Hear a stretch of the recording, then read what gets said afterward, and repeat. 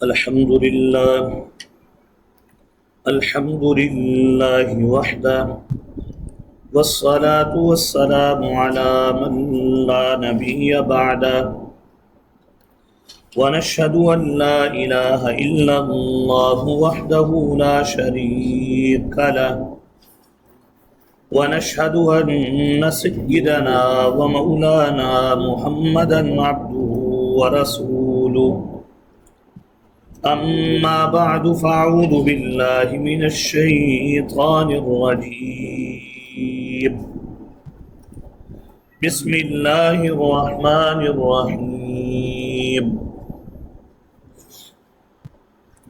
أحل لكم ليلة الصيام الرفث إلى نسائكم هن لباس لكم وأنتم لباس لهن علم الله أنكم كنتم تختانون أنفسكم فتاب عليكم وعفى عنكم فالآن باشروهن وابتغوا ما كتب الله لكم وكلوا واشربوا حتى يتبين لكم الخيط الأبيض من الخيط الأسود من الفجر ثم أتموا الصيام إلى الليل ولا تباشروهن وأنتم عاكفون في المساجد تلك حدود الله فلا تقربوها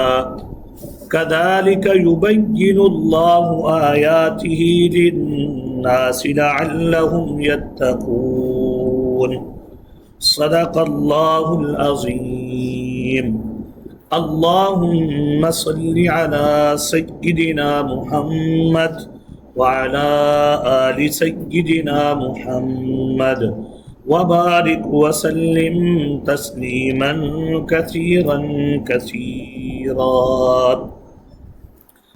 آیت نمبر ہے 187 سورہ البقرہ۔ سب سے پہلے آج کے سبق کا ماقبل سبق کے ساتھ ربط۔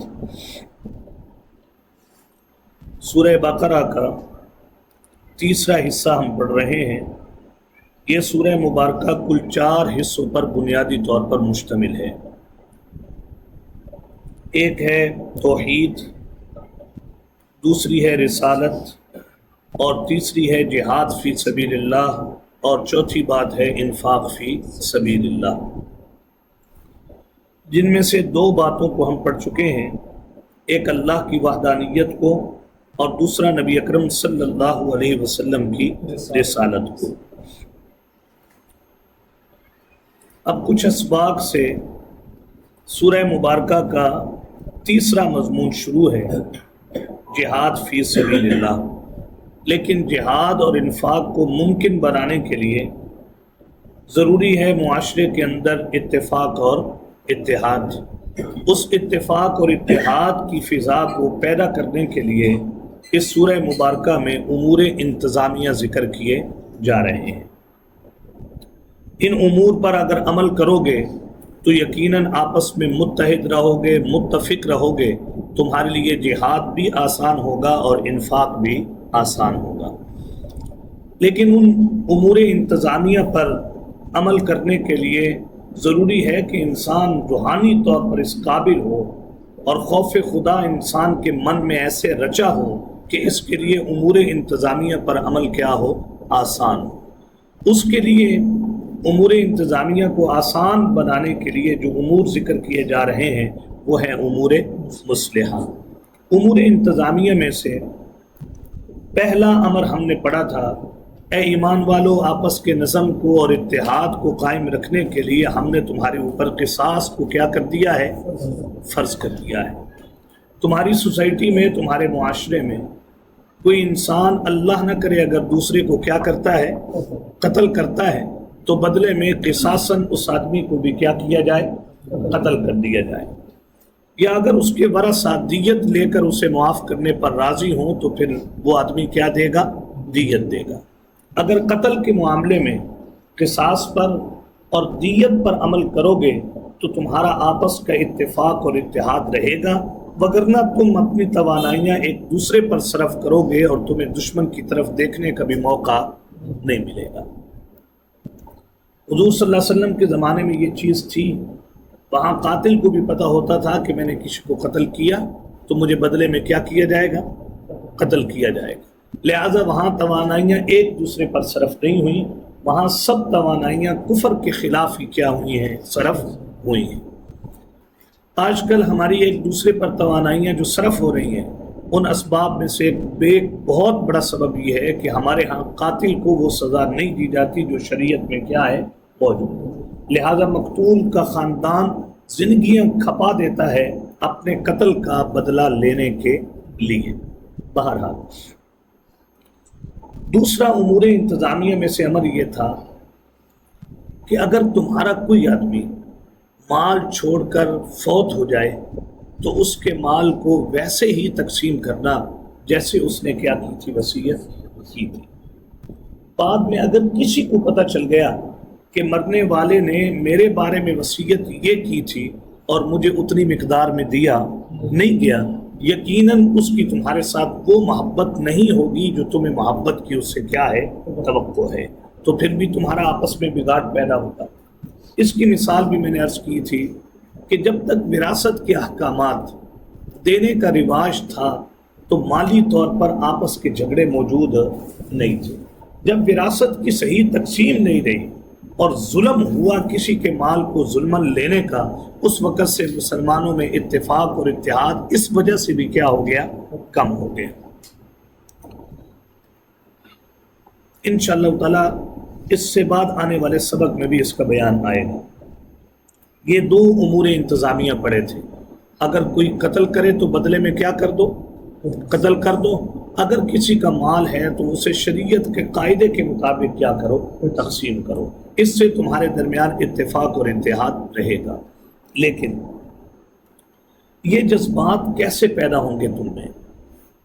इन जज्बात के लिए ज़रूरी है कि इंसान में खौफ खुदा क्या हो, मौजूद। आप देखते हैं हमारी सोसाइटी में भी कुछ लोग होते हैं जिनका मन बना हुआ होता है, अल्हम्दुलिल्लाह वो एक पैसे की खयानत करना भी पसंद नहीं करते।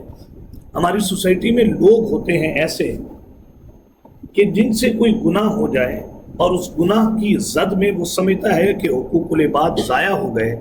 आज भी लोग बड़े शर सदर के साथ लोगों के पास जाकर माजरत करते हैं कि भाई हमसे आपका हक ज़ाया हुआ, लिहाजा हम आपसे इस पर क्या करते हैं, माजरत, और अगर कोई जवाबन हमारे ऊपर चीज़ लाजिम है तो हम देने के लिए क्या हैं, तैयार हैं।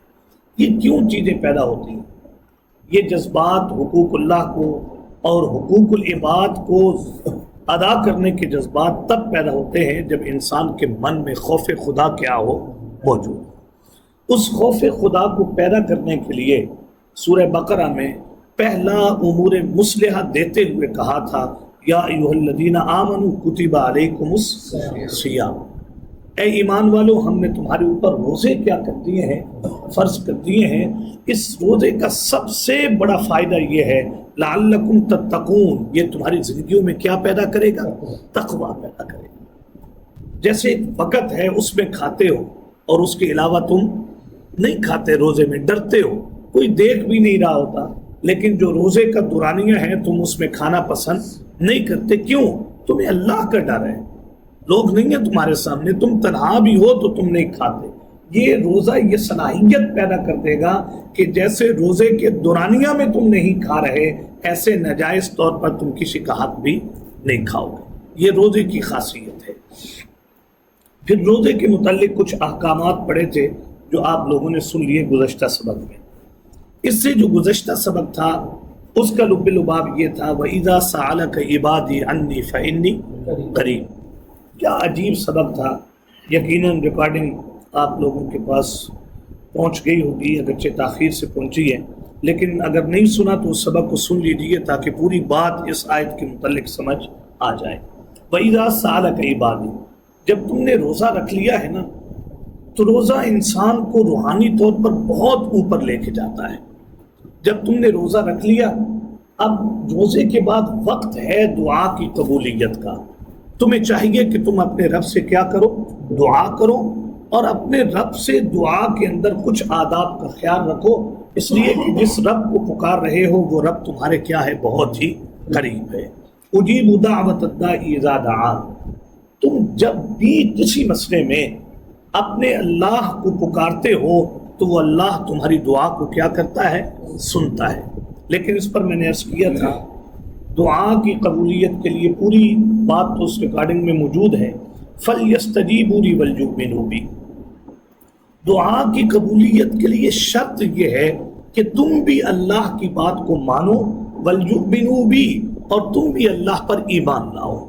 اگر انسان اللہ کی بات نہیں مانتا اور احکامات کو تسلیم نہیں کرتا اور پھر پروردگار عالم کے اوپر ایمان نہیں لے کے آتا تو پھر انسان کی دعائیں قبول نہیں ہوتی۔ لعلہم یرشدون، یقیناً اگر تم ایسا کرو گے اللہ کریم تمہاری رہنمائی کریں گے، تمہیں ہدایت دیں گے۔ تو بہرحال کتنے امور انتظامیہ بیان ہوئے؟ دو۔ اس امور انتظامیہ کو عمل میں لانا آسان بنانے کے لیے کس امور مصلحہ کا تذکرہ ہوا ہے؟ روزے کا۔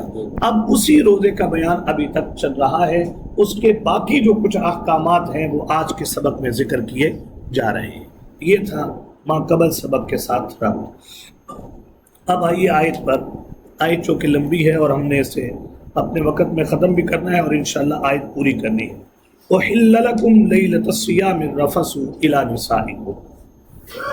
سب سے پہلے اس کا شان نزول ذرا ذہن میں رکھ لیجئے تاکہ اس آیت کو سمجھنا جو ہے وہ آسان ہو جائے۔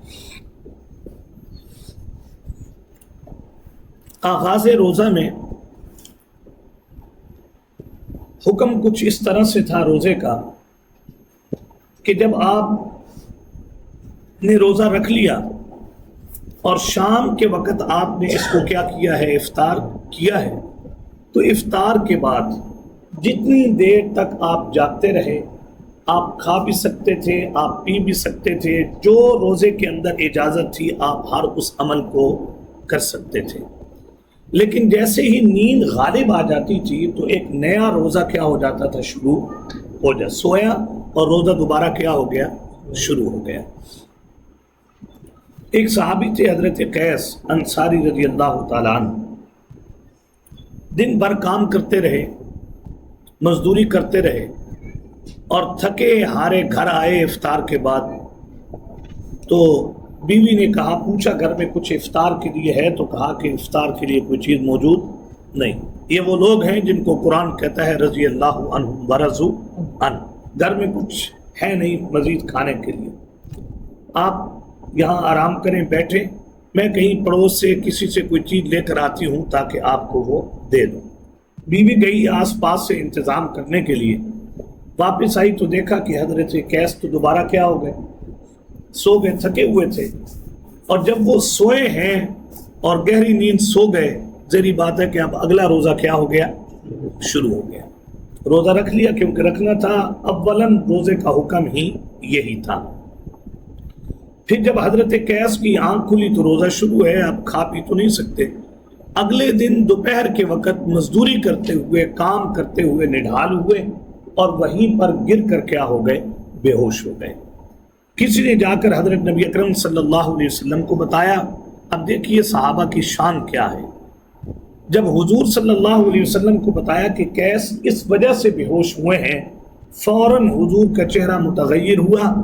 اللہ نے نبی اکرم صلی اللہ علیہ وسلم پر یہ آیتیں نازل کر کے کہا، وَحِلَّ لَكُمْ لَيْلَةَ الصِّيَامِ الرَّفَثُ إِلَىٰ نِسَائِكُمْ، اپنے طالب علموں کو یہ بتا دیجئے کہ اب روزہ ختم تو ہوگا غروب آفتاب کے ساتھ، لیکن اگلے دن کا روزہ شروع ہوگا صبح صادق کے ساتھ، طلوع صادق کے ساتھ۔ جب وہ ہوگا پھر روزہ، اب درمیانی جو وقت ہے یہ روزے کا ہم نے کیا کر دیا ہے؟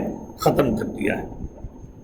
یہ ہے اس کا شان نزول۔ اب دیکھیے اس آیت کو، أُحِلَّ لَكُمْ لَيْلَةَ الصِّيَامِ الرَّفَثُ إِلَىٰ نِسَائِكُمْ۔ میں نے شروع میں عرض کیا تھا اور میں اب ذرا محتاط الفاظ میں ذکر کر دیتا ہوں، روزہ کسے کہتے ہیں؟ الامساک، تین امور سے رکنے کا نام کیا ہے؟ روزہ ہے، کھانے سے، پینے سے اور تکمیل شہوت سے۔ اس چیز سے رکنے کا نام کیا ہے؟ روزہ۔ کھا لیا، پی لیا، یا ایسا عمل کیا جس کی اجازت نہیں، اس سے انسان کا روزہ کیا ہو جاتا ہے؟ ختم ہو جاتا ہے۔ اب ان تین چیزوں میں سے ایک چیز، احل لکم لیلۃ الصیام الرفث الی نسائکم، تمہارے لیے اب حلال کر دیا گیا ہے بے حجاب ہونا الی نسائکم، اپنی عورتوں کے ساتھ۔ اب غروب آفتاب کے بعد سے لے کر اگلا دن جب روزہ شروع ہونے کا وقت آئے، اس سے پہلے پہلے تم بے حجاب ہو سکتے ہو۔ کیوں؟ ہن لباس لکم وانتم لباس لہن، اس لیے کہ وہ عورتیں تمہارے لیے لباس ہیں، وانتم لباس لہن، اور تم ان عورتوں کے لیے کیا ہو؟ لباس۔ اس کے کئی معنی ہیں جملے کے، ایک دو باتیں میں عرض کر دیتا ہوں۔ ہن لباس لکم وانتم لباس لہن، ایک ہوتا ہے ظاہری لباس اور ایک ہوتا ہے انسان کا باطنی لباس۔ باطنی لباس کو یوں کہیے کہ باطنی لباس کا نام ہے حیا۔ ہن لباس لکم، تم ان کے لیے حیا کا ذریعہ ہو اور وہ تمہارے لیے حیا کا کیا ہے؟ ذریعہ ہے۔ جب اللہ پروردگار عالم حلال طریقے سے زندگی نصیب فرما دیں تو پھر انسان کو پتہ چلتا ہے ہن لباس لکم وانتم لباس لہن، اور جب یہ لباس انسان کے پاس نہیں ہوتا ضرورت ہوتے ہوئے تو یقیناً عموماً انسان حیا سے کیا ہو جاتا ہے؟ خالی ہو جاتا ہے۔ دوسری بات، لباس ہوتا ہے ذریعہ زینت۔ آپ لباس پہنتے ہیں، آپ کی زینت ظاہر ہوتی ہے، اس لیے کہا بھی گیا سورہ الاعراف میں لباس کتنی طرح کے ہیں؟ تین۔ ایک لباس یواری ہوتا ہے کہ جس سے انسان نے اپنے بدن کو کیا کرنا ہے؟ ڈھانپنا ہے، وہ حصے جو فرض ہیں چھپانا لباس سے، ان کو کیا کرنا ہے؟ چھپانا ہے۔ دوسرا لباس ہوتا ہے لباس ریشہ، وہ ہوتا ہے زینت کا لباس۔ جتنا فرض ہے تمہیں ڈھانپنا وہ تو تم نے ڈھانپ لیا، ہم نے جیسے اس مقصد کے لیے لباس نازل کیا ہے ایسے لباس ریشہ بھی کیا ہے کہ تم بطور زینت کے بھی کیا کر سکتے ہو؟ لباس پہن سکتے ہو، اور پہننا چاہیے۔ جب اللہ نے کسی کو اچھا پہننے کی، اچھا کھانے کی، اچھی سواری کی طاقت دی ہے، اس وقت ان چیزوں کو استعمال نہ کرنا یہ اللہ کی نعمت کی ناشکری ہے۔ اس لیے سورہ ضحیٰ کے آخر میں کہا گیا وَأَمَّا بِنِعْمَةِ رَبِّكَ فَحَدِّثْ، جب تم پر تمہارا رب کوئی انعام کرے تو تمہیں چاہیے کہ اپنے رب کے انعام کا اظہار کرو لوگوں کے سامنے، لیکن فاخرانہ لباس نہ ہو۔ دونوں میں فرق ہے، فاخرانہ نہ ہو یہ منع ہو، عاجزانہ لباس یواری بھی پہنو اور لباس ریشہ بھی کیا کرو؟ استعمال کرو۔ تیسرا لباس ہے لباس التقویٰ، تقویٰ کا لباس ہے۔ کیا معنی؟ لباس یواری بھی پہنا ہے، لباس ریشہ بھی پہنا ہے، لیکن اندر تقویٰ موجود نہیں ہے، ایسے لباس پہننے کا کوئی فائدہ نہیں ہے۔ خوبصورت پہن رکھا ہے، حصہ جو چھپانا چاہیے تھا وہ بھی چھپایا ہوا ہے، لیکن تکبر ہے اس لباس کی وجہ سے اور روحانیت نہیں پیدا ہو رہی من میں، تو پھر ان دو لباسوں کے پہننے کا کوئی فائدہ نہیں۔ بلباس التقویٰ، تمہیں چاہیے لباس یواری، لباس ریشہ کے ساتھ لباس تقویٰ بھی اختیار کرو۔ اور ایک بات اس کے ضمن میں اور سن لیجیے، لباس پہن کر کہاں جانا سب سے زیادہ تم پر لازم ہے۔ یا بنی آدم خذوا زینتکم عند کل مسجد، یہ جو ہم نے تمہیں لباس زینت دیا ہے اور تم پر انعام کیا ہے، عند کل مسجد، جب تم مسجد میں جاؤ، اللہ کے سامنے جاؤ، تو تمہیں چاہیے کہ تم لباس زینت پہن کر اللہ کے سامنے جاؤ۔ اس لیے ہر وہ لباس جس کو پہن کر انسان لوگوں کی مجلس میں جانا پسند نہ کرے، وہ لباس، وہ ٹوپی، وہ پگڑی، وہ جوتا، وہ چیزیں پہن کر مسجد میں جانا مکروہ ہے۔ اس لیے یہ جو ٹوپیاں پڑی ہوتی ہیں مسجد میں پلاسٹک کی اور کھجور کے پتوں کے ساتھ بنی ہوئی، یہ پہن کر نماز پڑھنا علماء نے اس کو مکروہ قرار دیا ہے۔ اس کی وجہ یہ ہے، یہ وہ محل ہے جہاں لباس زینت پہن کر جانا ہے، اور تم اس ٹوپی کو پہن کر کسی ولیمے میں، کسی دعوت میں اپنے رشتہ داروں کے ہاں جانا پسند نہیں کرتے۔ بہرحال تو کہا گیا ہن لباس لکم وانتم لباس لہن، وہ تمہارے لیے لباس ہے، تم ان کے لیے کیا ہو؟ لباس ہو۔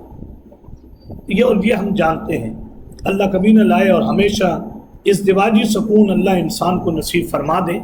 یہ جو ظاہری زینت ہے یہ بھی وہی انسان اختیار کر سکتا ہے جس کو اللہ نے ازدواجی زندگی کے اندر سکون اور ازدواجی زندگی میں ایک دوسرے کے ساتھ رہنا نصیب کیا ہے۔ ادروائز بندے کے لیے زینت اختیار کرنا بندے کے لیے کیا ہے؟ بہت مشکل، بہت مشکل کام۔ اس لیے کہا گیا ہن لباس لکم وانتم لباس لہن۔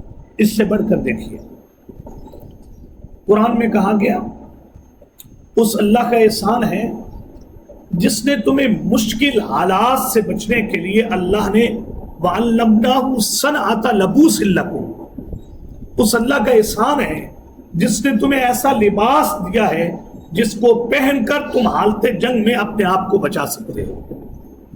حالت جنگ میں اپنے آپ کو کیا کر سکتے ہو؟ ہن لباس لکم وانتم لباس لہن، عورتیں تمہارے لیے لباس ہیں اور تم ان عورتوں کے لیے کیا ہو؟ لباس ہو۔ اللہ نے یہ جو ڈھال تمہیں دے رکھی ہے، اگر تم اس کا صحیح استعمال کرو گے، عورتیں تمہارے لیے گناہ سے بچنے کا سبب بنے گی اور تم عورتوں کے لیے گناہ سے بچنے کا کیا بنو گے؟ سبب بنو گے۔ اور آپ دیکھ لیجئے،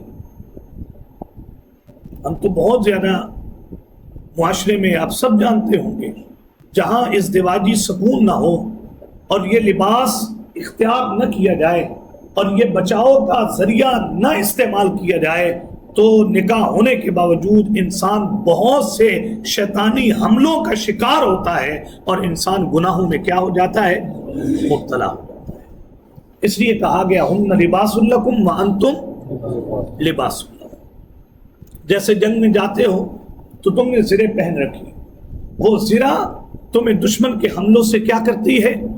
بچاتی ہے۔ ایسے ہی تم عورتوں کے لیے ڈھال بنو گے اور وہ عورتیں تمہارے لیے کیا بنیں گی؟ آپ دیکھ لیجیے سیرت کا مطالعہ کر کے، اعصابی طور پر سکون حاصل کرنے کے لیے یہاں جو لباس ہے، تین معنی تو میں نے ذرا ذکر کر دیے لباس کی مرادیں۔ کچھ مفسرین نے یہاں یہ بھی کہا ہن لباس لکم وانتم لباس لہن کا معنی یہ ہے ہن سکن لکم وانتم سکن لہن، وہ تمہارے لیے ذریعہ سکون ہے اور تم ان کے لیے کیا ہو؟ ذریعہ سکون۔ اور اس کی تفسیر قرآن میں دوسری جگہ موجود ہے لتسکنوا الیہا، ہم نے یہ تمہیں خواتین اس لیے دی، یہ نکاح کا حکم اس لیے نازل کیا تاکہ تم ان عورتوں کے ذریعے کیا حاصل کرو؟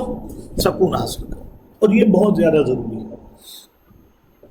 انسان اعصابی طور پر جو سکون میں آتا ہے، اللہ نے اس کو بہت بڑا کیا بنایا ہے؟ ذریعہ بنایا۔ حضور صلی اللہ علیہ وسلم جب بھی کسی سفر کے لیے جایا کرتے تھے، آپ قرآن اندازی کر کے ضرور اپنے ساتھ ایک اہلیہ کو کیا لے کے جاتے تھے؟ ساتھ لے کے جاتے تھے۔ یہ ہے ہن لباس لکم وانتم، جنہوں نے بڑے فیصلے کرنے ہیں اور جنہوں نے بڑے کام کرنے ہیں اور جنہیں ذہنی سکون چاہیے اور جنہیں لباس چاہیے کہ وہ شیطانی حملوں سے بچے رہیں، ہن لباس لکم وانتم لباس لہن۔ اللہ ہمیں بھی صحیح معنوں میں اس ڈھال کو جو ہے وہ استعمال کرنے کی توفیق عنایت فرما دے۔ اس لیے تو کہا گیا یہ لباس اگر صحیح نہ پہنا اور پھر انسان نے غلطی کر دی تو شریعت میں اس کی سزا کیا ہے وہ آپ جانتے ہیں کہ رحمت للعالمین نے اپنے ہاتھ میں پتھر لیے اور آپ نے رجم کیا اور آپ نے یہ بتایا کہ جس نے یہ لباس صحیح نہ اوڑھا اور پھر گناہ میں مبتلا ہو گیا، شریعت میں اسے جینے کا کوئی حق نہیں ہے۔ کتنی سخت سزا ہے۔ ہن لباس لکم وانتم لباس لہن۔ تین باتیں جو میں نے کہی ہیں ان کو ضرور ذہن میں رکھیے۔ حیا کا ذریعہ ہے، لباس حیا کا نام ہے، یہ حیا باطنی پیدا کرتی ہے۔ نمبر دو، یہ اگر موجود ہو تو انسان کو زینت اختیار کرنا آسان ہے، عورت کے لیے بھی اور کس کے لیے؟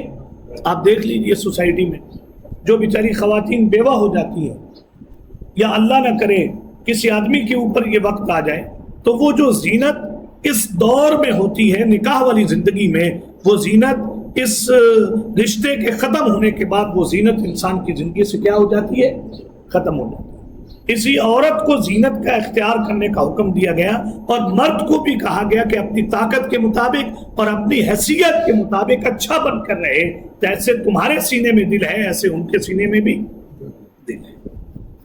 اور تیسری چیز بہت اہم یہ ہے، ان لباس اللہ وانتم لباس اللہ، اس رشتے کے ذریعے تم شیطانی حملوں سے اور شیطانی جو ایک خطرات ہیں ان سے انسان اپنے آپ کو کیا کر سکتا ہے؟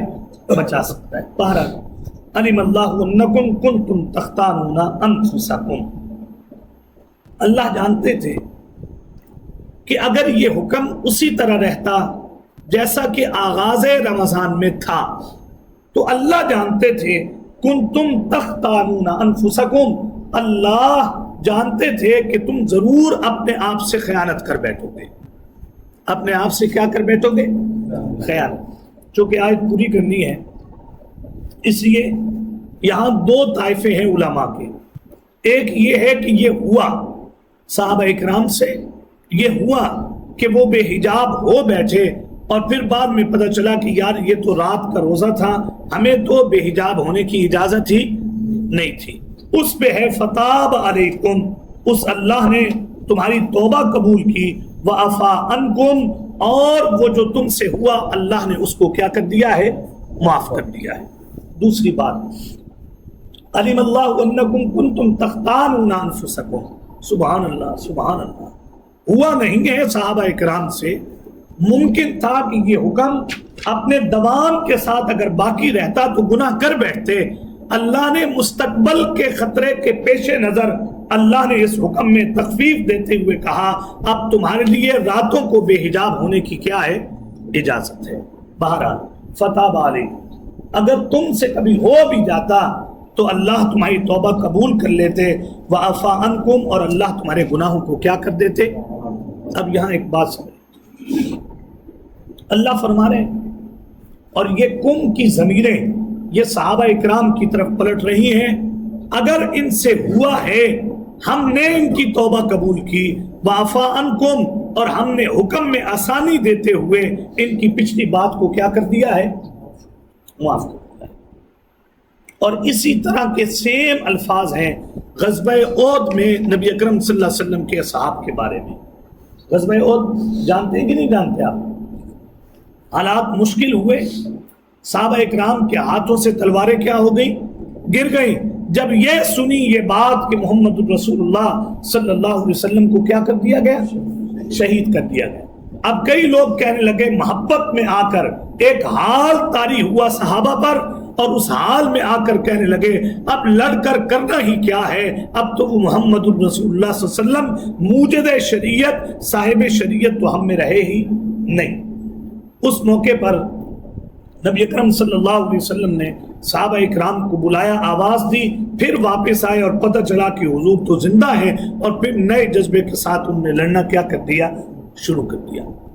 کچھ لوگوں نے یہاں پر باتیں کرنا شروع کی اور کہا کہ حضور ان کو بلا رہے تھے اس لیے کہ یہ حضور کو میدان میں چھوڑ کر کیا کر رہے تھے؟ جا رہے تھے۔ غزوہ احد میں جو بھی ہوا اللہ نے 3 بار 2 رکوعوں میں ذکر کر کے کہا عفا اللہ عنکم، عفا عنکم، اللہ نے انہیں کیا کر دیا ہے؟ معاف کر دیا ہے۔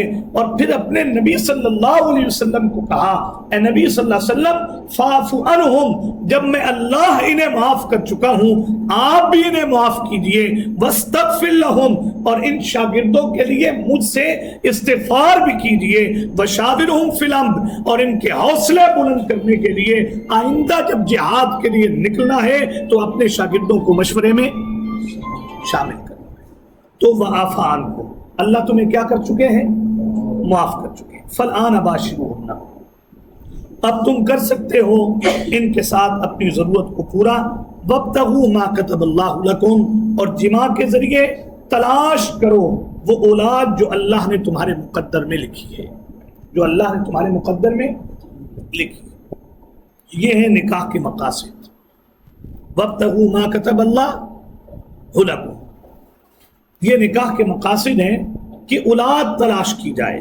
اللہ نے جو مقدر میں اولاد لکھی ہے، اس اولاد کو، اس اولاد کے حصول کے لیے تمہیں کہا جا رہا ہے کہ تم کیا کرو، فالآن باشروہم۔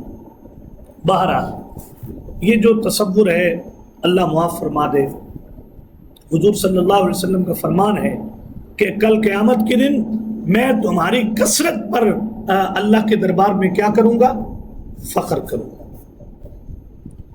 انشاءاللہ تعالی زندگی رہی تو پڑھیں گے، سورہ الانعام میں آئے گا اور سورہ بنی اسرائیل میں بڑی تفصیل کے ساتھ آئے گا، وَلَا تَقْتُلُوا أَوْلَادَكُمْ خَشْيَةَ إِمْلَاقٍ، اپنی اولادوں کو بھوک کے ڈر سے قتل کرنے کی اجازت نہیں ہے۔ ان اولادوں کے قتل کی ایک شکل یہ ہے کہ اولاد ہونے نہ دینا، اور یہ ذہن میں بٹھا لینا کہ اولاد ہوگی تو کھائے گی کہاں سے۔ قرآن میں سورہ بنی اسرائیل میں کہا نحن نرزقکم وإیاہم، ہم ان کے بھی رازق ہیں تمہارے بھی رازق ہیں۔ یہاں مفسرین نے لکھا اللہ نے اولاد کے رزق کو مقدم کیا، ماں باپ کے رزق کو مؤخر کر کے اشارہ کر دیا اس بات کی طرف بسا اوقات ہم ماں باپ کو بھی اولاد کی وجہ سے کھلا رہے ہوتے ہیں۔ سبحان اللہ، سبحان اللہ۔ حضور صلی اللہ علیہ وسلم نے فرمایا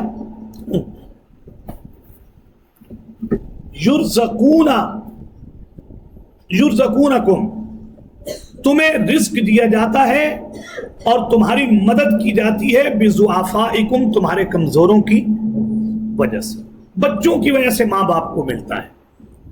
اس لیے یہ بہت غلط ایک تصور ہے، زندگی رہی تو پھر کریں گے۔ وابتغوا ما كتب اللہ لکم، اب تم بے حجاب ہو سکتے ہو اپنی عورتوں سے، اور تلاش کرو وہ اولاد جو اللہ نے تمہارے مقدر میں لکھی ہے۔ وَكُلُوا وَاشْرَبُوا، دوسری چیز کھاتے رہو اور پیتے رہو یہاں تک کہ صبح صادق ہو جائے، یہاں تک کہ کیا ہو جائے، صبح صادق ہو جائے۔ یہ ہے خیط الابیض کا معنی، من الخیط الاسود من الفجر، یعنی یہاں تک کہ وہ جو اندھیرا ہے وہ کیا ہو جائے، زائل ہو جائے، اور صبح صادق کا نور آنے لگے۔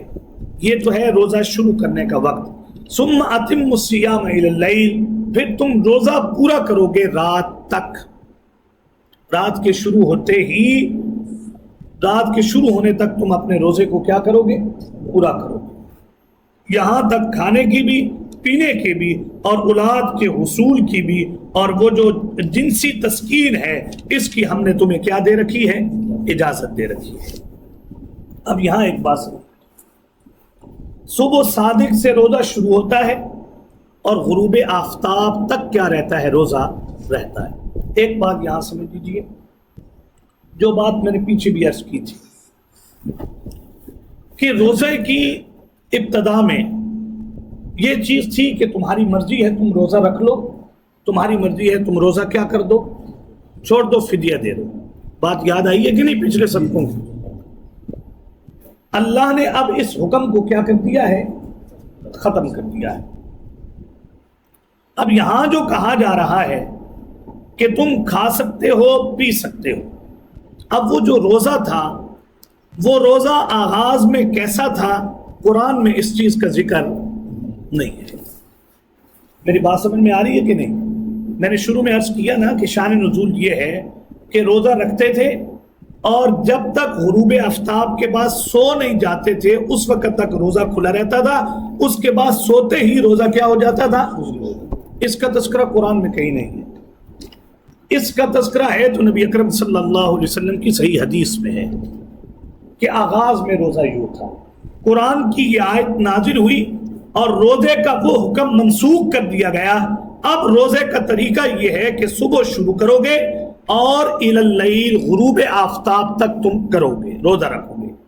اب یہ بتائیے ذرا کہ جہاں قرآن ماننا ضروری ہے وہاں حضور کا صحیح فرمان ماننا بھی کیا ہے، ضروری ہے۔ آپ کو نہیں لگتا ہماری سوسائٹی میں بہت بڑا فتنہ ہے ہمارے معاشرے میں اس وقت یہ بھی، جو کہتے ہیں فقط قرآن ہی کو ماننا ہے، حدیث کو وہ لوگ حجت نہیں مانتے۔ حدیث کو حجت نہ مانا جائے تو یہ روزے کا حکم چینج کیسے ہوا؟ روزے کا حکم تو کچھ اور تھا، اور قرآن کی یہ آیتیں نازل کر کے کہا گیا اُحِلَّ لَكُمْ، اب تمہارے لیے حلال ہے۔ معنی یہ ہوا کہ پہلے حلال نہیں تھا، اب تم کھا سکتے ہو، پی سکتے ہو اتنے وقت سے لے کر اتنے وقت تک، معنی یہ کہ پہلے ایسا نہیں تھا۔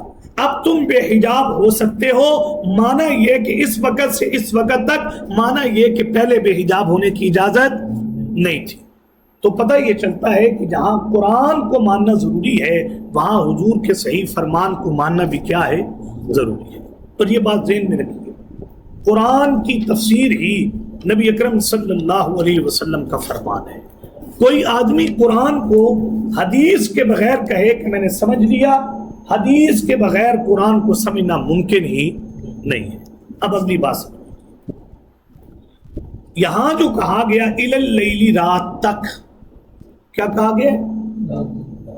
رات تک تم نے روزہ رکھنا ہے۔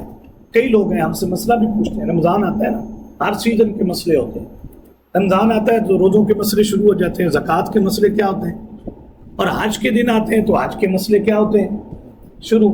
تو ہر رمضان میں تقریباً یہ مسئلہ پیش آتا ہے، لوگ فون کر کے پوچھتے ہیں کہ کئی لوگ ہمارے ہاں ایسے ہیں جو غروب آفتاب کے ساتھ ہی روزہ نہیں کھولتے، بلکہ وہ کہتے ہیں جب تک اندھیرا چھا نہ جائے تو ہم روزہ نہیں کھولیں گے۔ یاد رکھیے، غروب آفتاب سے احتیاطاً 1-2 منٹ کی تاخیر مستحب ہے، اچھی بات ہے، تاکہ روزہ جلدی نہ کھل جائے۔ ادروائز جیسے پتہ چل جائے غروب آفتاب ہو گیا، اس کے بعد روزے کو مؤخر کرنا، جتنا مؤخر کرنا ہے اتنا ہی روزہ مکروہ ہو جاتا ہے۔ اب یہ جو اِلَى اللَّيْلِ کا لفظ ہے، ان کی دلیل کیا ہے کہ تم نے روزہ رکھنا ہے کہاں تک؟ وہ کہتے ہیں رات ہوتی وہ ہے جس میں کیا آ جائے۔ تو بھائی اِلَى اللَّيْلِ، آغاز رات سے، آغاز رات تک، رات کا آغاز غروب آفتاب سے کیا ہے؟ ہو جاتا ہے۔ اب لیل کا معنی اندھیرا چھا جانا یا سورج ڈوبنے کے بعد فوراً روزہ کھولنا، یہ معنی میں اور آپ نہیں ڈیسائیڈ کر سکتے۔ اس معنی کو حضور صلی اللہ علیہ وسلم نے اور آپ کے اصحاب نے کر کے دکھا دیا ہے۔ جیسے ہی غروب ہوتا تھا، آذان ہوتی تھی، نبی اکرم صلی اللہ علیہ وسلم روزے کو کیا کر دیتے تھے؟ افطار کر دیتے تھے۔ اب اگلی بات ذرا سمجھیں، ہمارے ہاں بہت زیادہ بد احتیاطی کی جاتی ہے۔ رمضان میں آذان ہو رہی ہوتی ہے، کھا رہے ہوتے ہیں، اور کئی علاقوں میں تو یہ مشہور ہے حی علی الصلاۃ تک کھاتے رہو، حی علی الفلاح تک کیا کرتے رہو؟ کھاتے رہو۔ ہم خود بچپن میں جب چھوٹے چھوٹے بندہ روزے رکھتا ہے تو ماں باپ کہتے ہیں نہیں نہیں نہیں اجی تم نے اشہد ان محمد رسول اللہ ہے۔ ویسے جو کھانے کی سپیڈ روزوں میں ہوتی ہے، کیا بات ہے۔ وہ جب بندہ شروع کرتا ہے اور پتہ ہو کہ ٹائم کیا ہے، سبحان اللہ، پھر جو مشین چلتی ہے، کیا بات ہے۔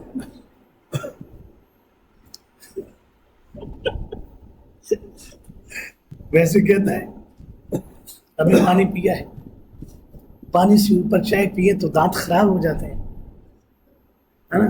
پانی پیا ہے تو اب چائے نہیں پینی اوپر سے۔ اور جس دن بندہ سحری میں کیا ہو رہا ہو، لیٹ ہو رہا ہو، پانی پیو تو بولے جلدی چالے ہو، جلدی چالے ہو، یعنی اس وقت چائے اور پانی کیا ہو رہا ہوتا ہے؟ مکس ہو رہا ہوتا ہے۔ پھر طبی احتیاطیں ختم ہو جاتی۔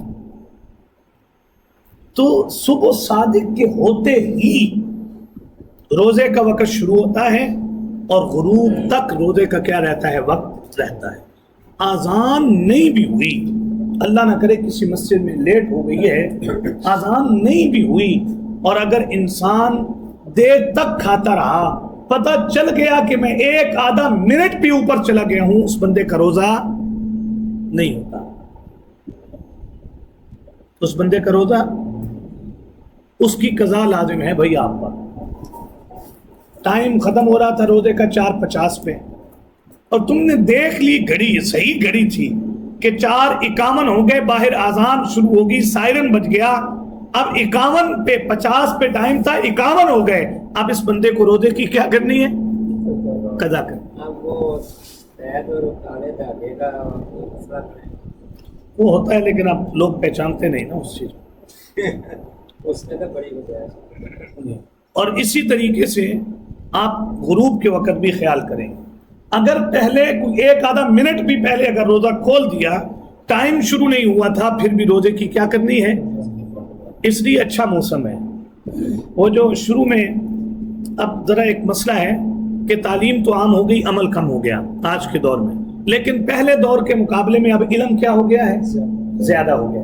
اب مسئلے آنا شروع ہو گئے، لوگوں کو پتہ چل گیا کہ بھائی جو پہلے روزے رکھے ہیں وہ ٹھیک روزے نہیں رکھے. حی علی الصلاۃ تک کھاتے رہے، جی اذان شروع ہونے کے بعد تک کھاتے رہے، کھایا نہیں تو کم از کم پانی پیتے رہے. اب جتنا زندگی میں اگر یاد ہے تو اب ہم پر ضروری ہے کہ ہم اپنے روزوں کی کیا کریں؟ قضا کریں. اچھا موسم آ گیا ہے، قضا کرنی چاہیے. وَلَا تُبَاشِرُوهُنَّ وَأَنْتُمْ عَاكِفُونَ فِي الْمَسَاجِدِ. یہ ایک اور روزے کا حکم ہے. نہیں تم مباشرت کرو گے اپنی بیویوں سے اس حال میں کہ تم اعتکاف میں بیٹھے ہو. فی المساجد، کس میں؟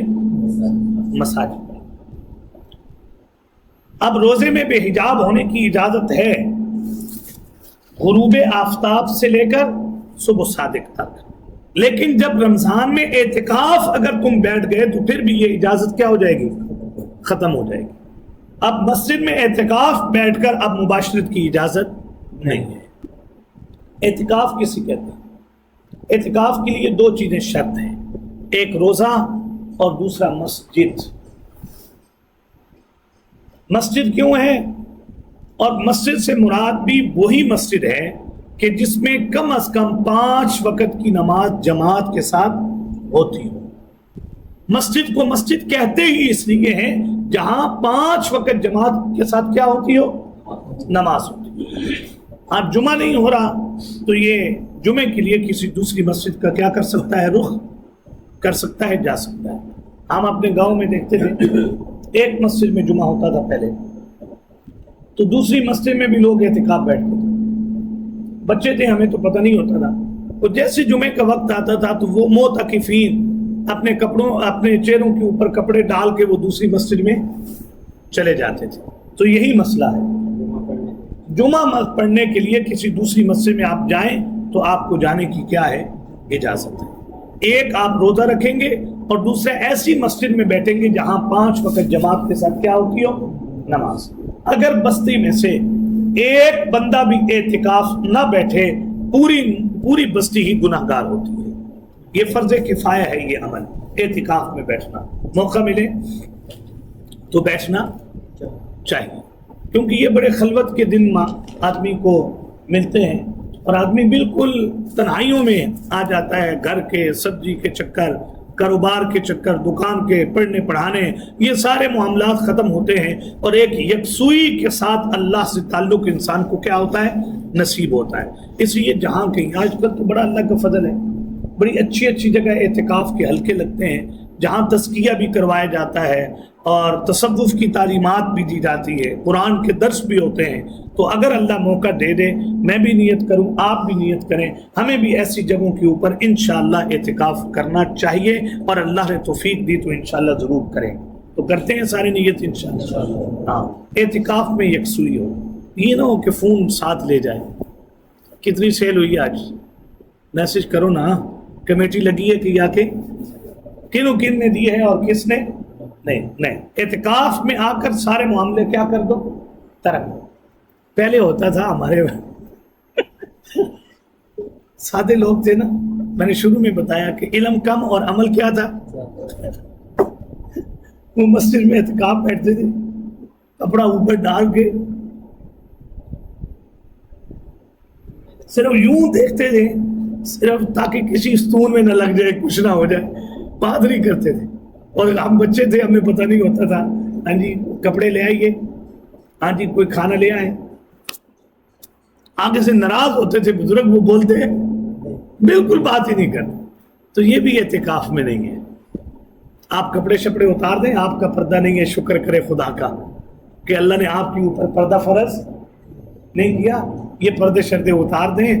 یہ جو چادریں مادریں بھی لگاتے ہیں، یہ صرف اس لیے کہ سونے میں آدمی کی حالت کا پتہ نہیں چلتا، وگرنہ چادریں لگا کر اور بالکل آپ مسجد میں آگے آپ الگ ہو گئے.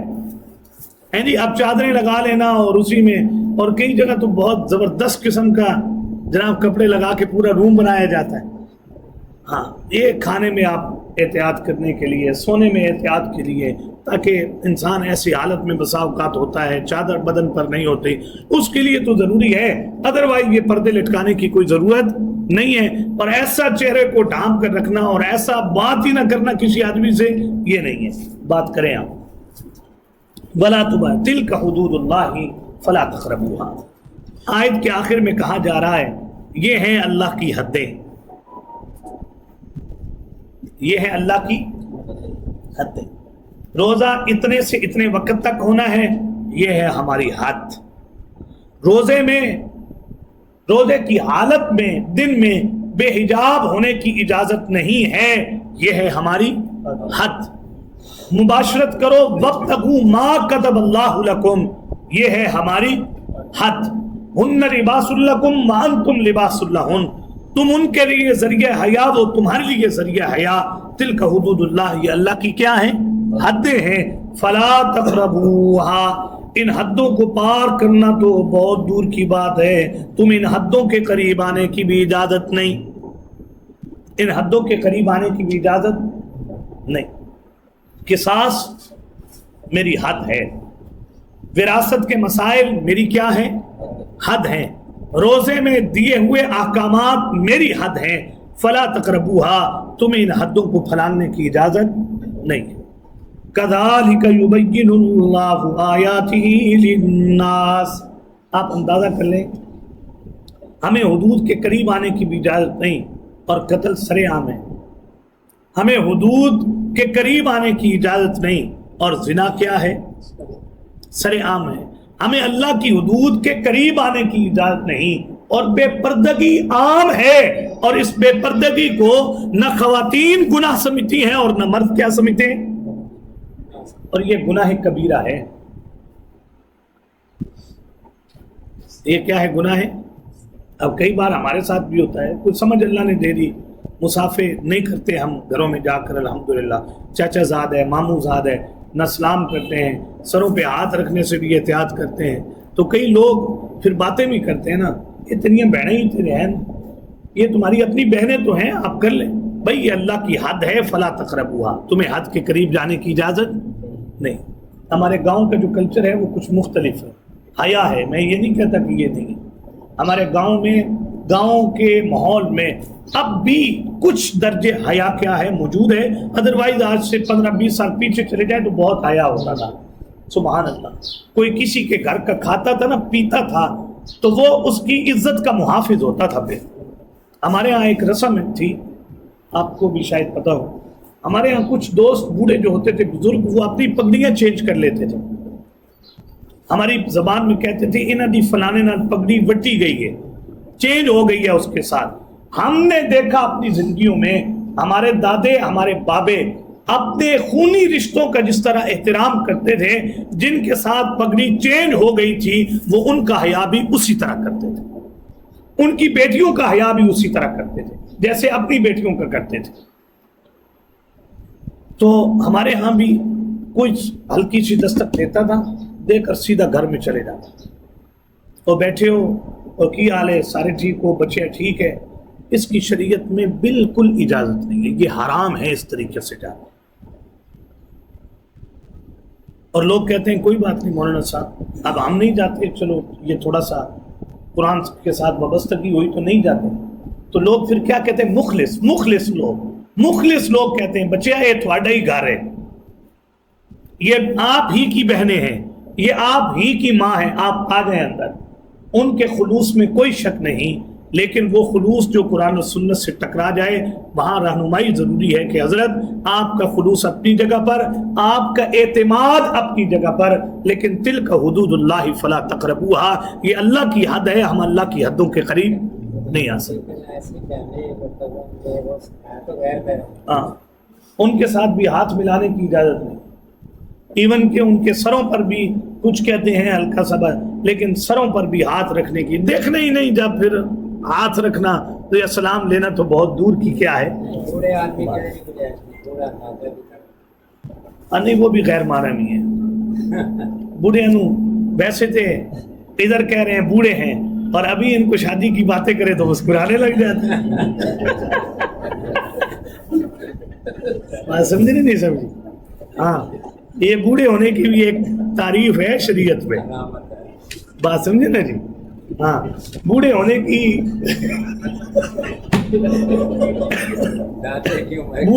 بوڑھے ہونے کی تعریف یہ ہے جب اس کے سامنے شادی کا تذکرہ کیا جائے اس کے سامنے خوشی غمی برابر ہو پھر بوڑھا ہے، اور جناب مسکرائے تو پھر یہ غیر محرم ہے. لیکن دل پھر بھی جوان رہتا. دیکھیں پردے کا حکم وہاں ہے جہاں گناہ کا دلوں میں گمان بھی نہ ہو، پردہ وہاں بھی ہے. نہیں حضور صلی اللہ علیہ وسلم کی بیویوں کے بارے میں کوئی سوچ سکتا ہے، مر کر بھی نہیں سوچ سکتا. ان کی بیویوں کے اندر کوئی ذہن میں کوئی بات چلی جائے سوال ہی نہیں پیدا ہوتا. اور پھر حضور کے شاگرد سوال ہی نہیں پیدا ہوتا کہ وہ حضور کی بیویوں کے بارے میں کوئی تصور پیدا کر لے، سوال ہی نہیں پیدا ہوتا. تو قرآن نے جب پردے کا آغاز کیا ہے تو کہاں سے؟ فَصَلُونَ مِن وَرَاءِ حجاب. حضور کی بیویاں مائیں تمہاری ضرور ہیں، لیکن اب اگر تم نے ان سے مسئلہ پوچھنا ہے، ان سے کوئی بات پوچھنی ہے تو من وراء حجاب. کس سے؟ پردے کے پیچھے سے. جب ان کے ذہنوں میں تو گناہ کا کوئی تصور ہی نہیں ہے. جب انہیں پردے کا حکم ہے تو ہمیں بھی پردے کا کیا ہے؟ حکم ہے. میں حیران ہوا جب پہلی دفعہ میں پیچی میں گیا استاد جی کے ساتھ، امام کعبہ آئے تھے، بہت پرانی بات.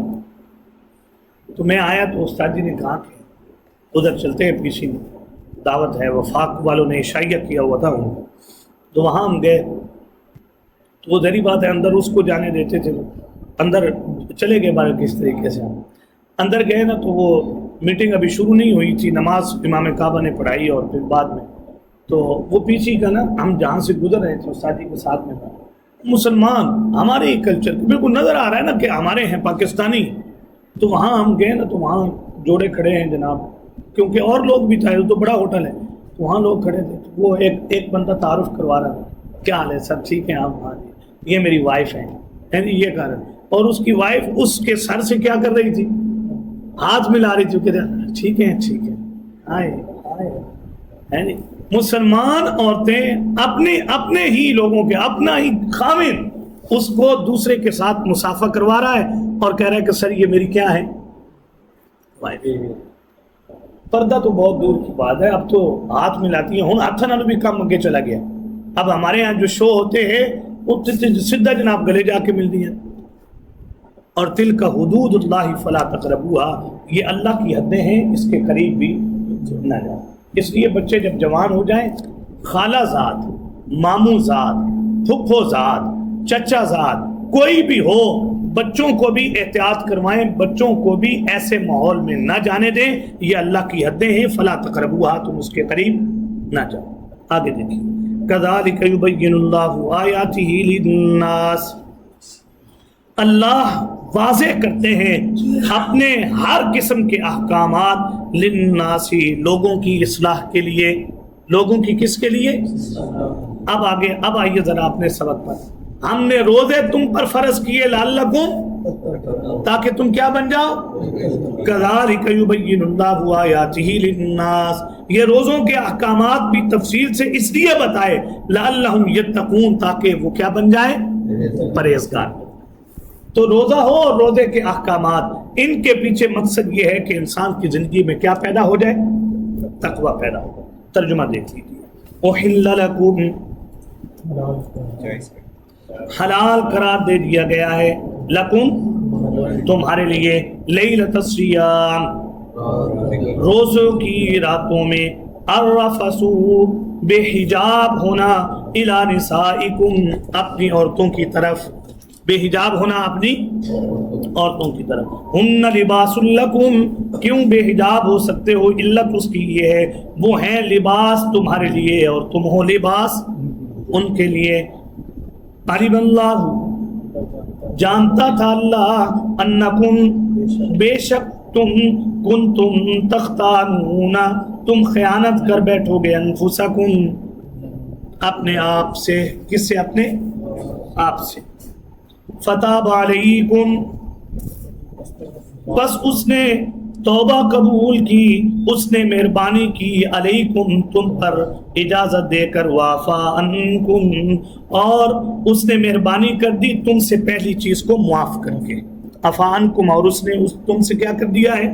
معاف. فالآن باشروہن، اب ہو سکتے ہو بے حجاب تم ان سے، وابتغوا اور تم تلاش کرو، ما کتب اللہ لکم جو اللہ نے لکھی ہے اولاد تمہارے لیے، وکلوا اور تم کھاؤ، واشربوا اور تم پیو، حتی یتبین یہاں تک کہ واضح ہو جائے، لکم تمہارے لیے، الخیط الابیض سفید دھاگا یعنی صبح صادق، من الخیط الاسود سیاہ دھاگے سے یعنی صبح کاذب سے، من الفجر یعنی فجر سے، یعنی کس سے؟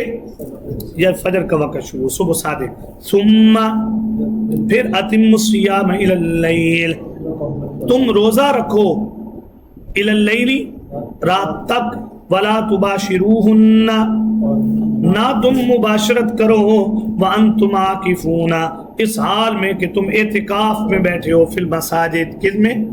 مسجدوں میں. تلک حدود اللہ، یہ اللہ کی حدیں ہیں، فلا تقربوہا بس تم ان کے قریب بھی نہ جاؤ، کذالک یبین اللہ آیاتی اسی طرح واضح کرتے ہیں اللہ اپنی آیات للناس لوگوں کے لیے، لعلہم یتقون شاید کہ وہ کیا بن جائیں، یقیناً ان احکامات پر عمل کریں گے تو وہ متقی بنیں گے.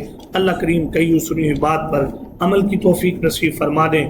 جہاد سے پہلے، انفاق سے پہلے یہ جو امور انتظامیہ ذکر کیے جا رہے ہیں اللہ ان پر عمل کرنے کی توفیق دے، اور امور انتظامیہ پر عمل کرنے کے لیے یہ جو امور مصلحہ ذکر کیے جا رہے ہیں اللہ ان پر عمل کر کے ہمیں اپنے آپ کو امور انتظامیہ کی ادائیگی کا اہل بننے کی توفیق نصیب فرما دے، اور امور انتظامیہ کی حصول کے بعد اللہ ہمیں جہاد اور انفاق کی اپنے فضل سے توفیق عنایت فرما. وآخر دعوانا ان الحمد للہ رب العالمین.